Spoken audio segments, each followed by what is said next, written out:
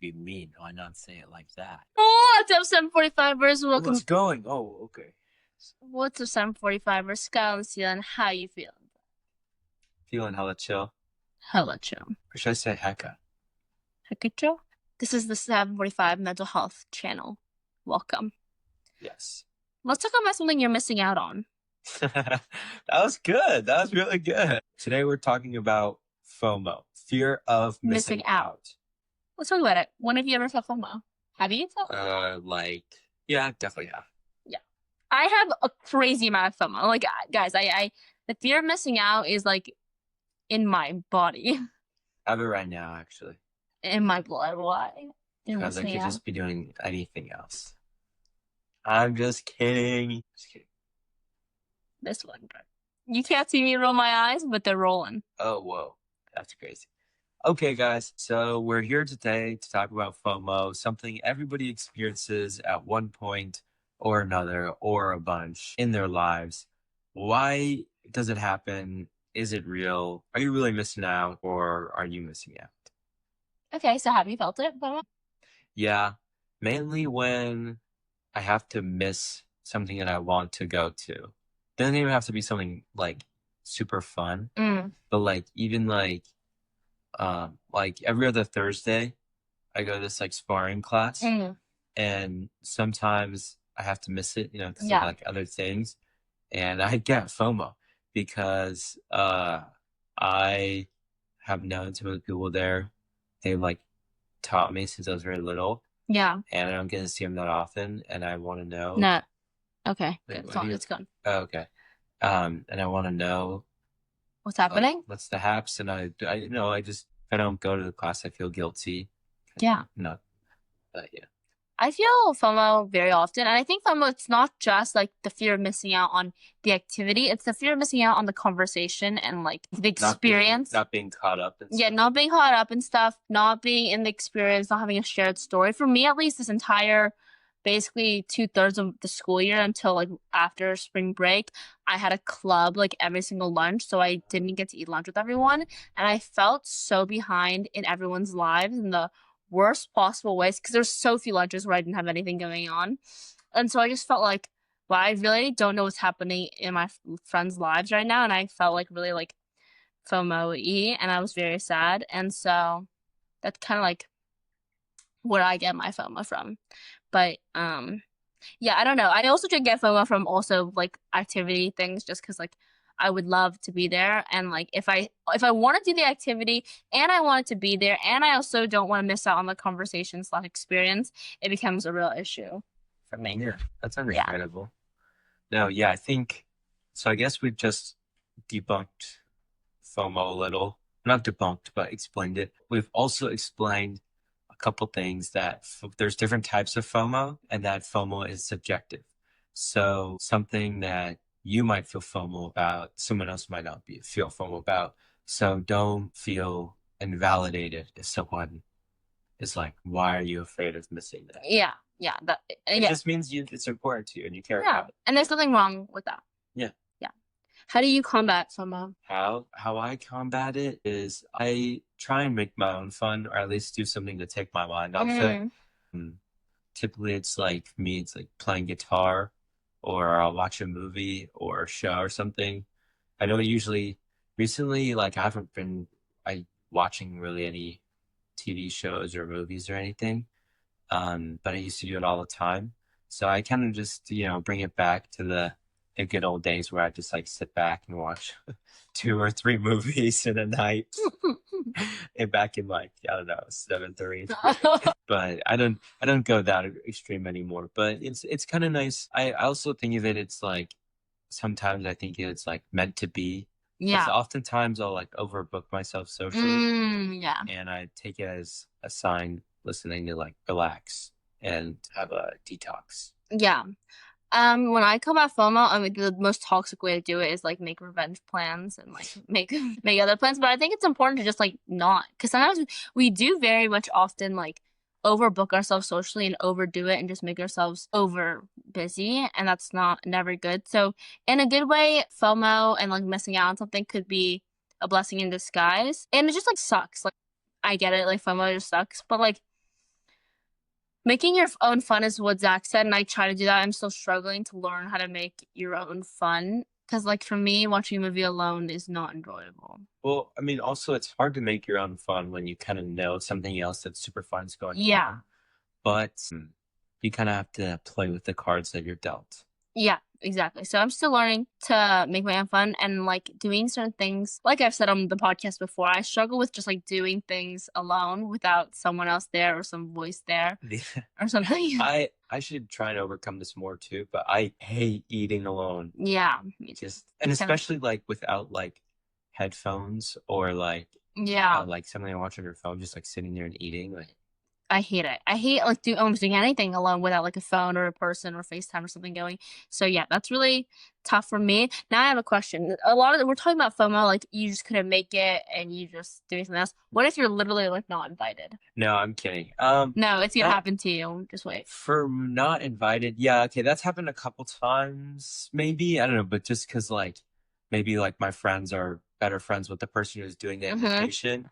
But I mean, yeah, I think I usually ask them about it after because just like you're just so curious, and I just often am like I'm like relieved, but also disappointed with the answer, like because like you think oh like you're probably having such a good time, but you usually get an answer like yeah it was whatever like Yeah, because I wasn't there Yeah, because like I wasn't there, so it was right. terrible, and yeah, and so that's I mean it's like selfishly it's like relieving. Yeah. Do you think that their answers are like, oh, it's blah, it's just to like keep you happy and like not be like Partly, and I like I appreciate that Yeah. answer. And but like it realistically, if anything like big enough were to happen, they would tell me. It's like, and then that means like that I'm getting filled in on it, and it's just that was big enough. But otherwise, like you can assume it's almost like any other function.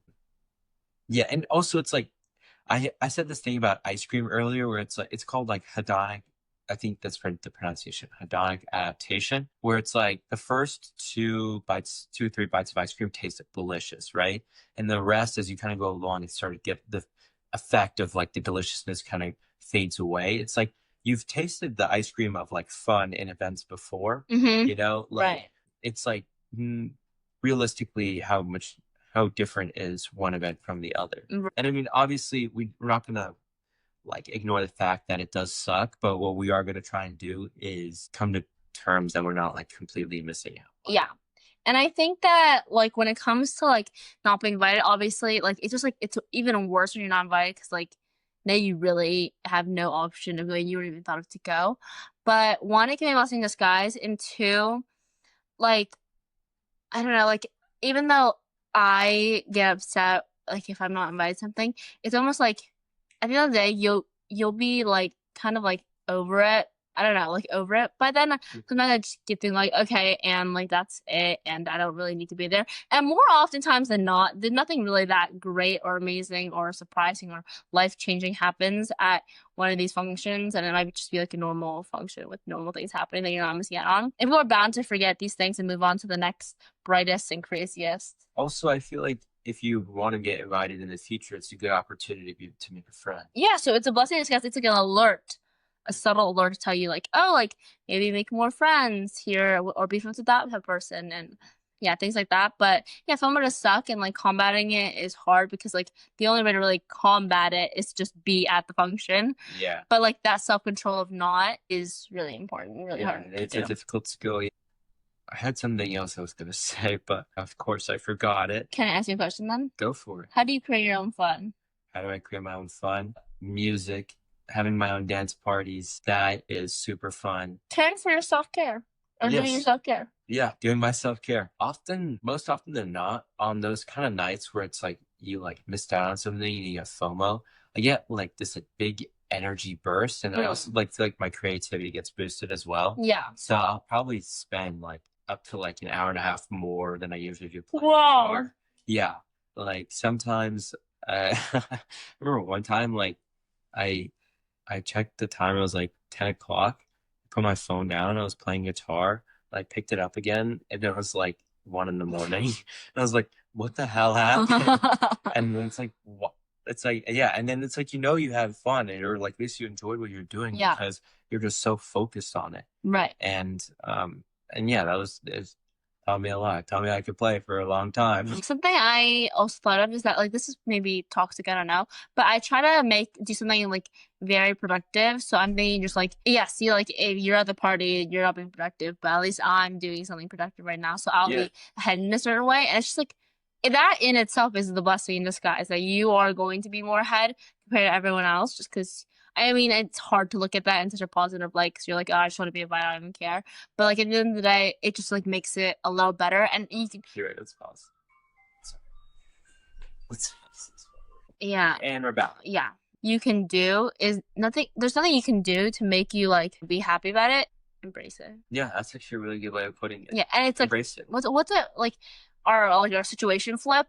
It's such like a oh yeah, just situation flip it. It's like almost insensitive in the way that that happens, but really, it's you just got a situation flip. Yeah, it's like it's one of those things where it's like you can soak around for the duration of the party or whatever you're missing out on, or you can use your time effectively. Yeah, And it's and if you do it effectively, you're gonna be even more ahead of everyone else. yeah, So you can feel better about that. yeah, that's one thing I didn't think about is like if you like actually lock in during that time, Mm-hmm. then you're getting ahead of the curve. Yeah, you are getting ahead of the curve. So yeah, blessing in disguise for sure. There's no need to be super sad about it. I mean, obviously you're valid to your feelings, but like no reason to sulk and make better use of your time. Yeah. Otherwise, And who knows, like maybe these are destructive habits what your friends are doing. More often than not, I found my friends' destructive habits. The one thing that's probably the thing that makes me the most angry about like it's like I'll still get fun. yeah. But like my friends they want to go to Ralph's and buy a bunch of sugar and Yeah, so it might be better for you to just miss on the plan and be forced to get out of this like addiction cycle yeah, of like doing things that you don't want to do. I completely agree. Awesome. Yeah. Stand up for yourself, situation flip. Don't be too sad when it comes from what's a blessing in disguise, maybe. And be productive with your time. Don't sulk around. Don't sulk, yo. Follow the Grandpa Project on Instagram. Follow the Separate Vibe Podcast on Instagram, TikTok. Subscribe to us if you'd like. Comment down below if you've ever felt FOMO, when and how, and what you do to combat that. Yeah. Sounds good. Keep on keeping on. Keep on keeping on. Bye. Bye. Oh, your tongue business.